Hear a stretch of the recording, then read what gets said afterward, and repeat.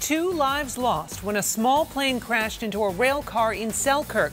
Tonight we're learning more about the pilot and trainee who were killed. Good evening and thank you so much for joining us. I'm Lydia Colbita. And I'm John Gray. Investigators are now releasing the identities of the 2 victims of that deadly plane crash. A Marine veteran with 2 children who loved to fly and a woman who loved learning how to fly. News 10 ABC's Amy Cutler has been speaking with a local lawyer who knew both of the victims. She joins us now live from the Selkirk rail yard where the accident happened to share what she's learned. Amy? Lydia, a tragedy, but this was not a crash that was caused by inexperience. The flight instructor had been teaching for 13 years and had been a pilot for much longer. So this evening, we still don't know what caused this small plane to go down. He was passionate about flying. So passionate, in fact, that 48-year-old Alan Richter took up teaching people how to do it. Tragically, though, it's also what caused his death. Authorities say he was on board that Cessna 172 Monday evening when it crashed into a rail car carrying automobiles. It's heartrending.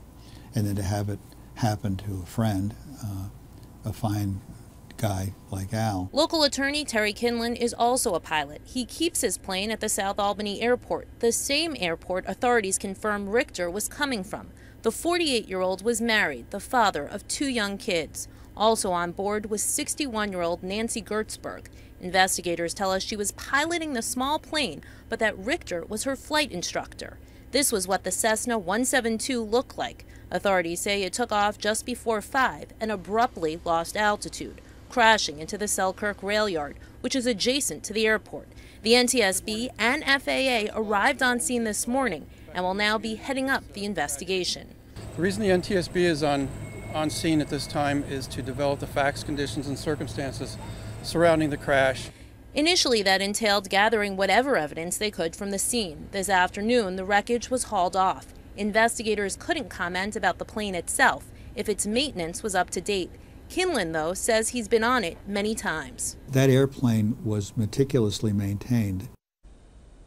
Now, the tracks here at the CSX rail yard are back and up and running tonight. The NTSB says its preliminary report will be out in 10 days. The full report, though, will take 6 months. Live in Selkirk, I'm Amy Cutler for News 10 ABC.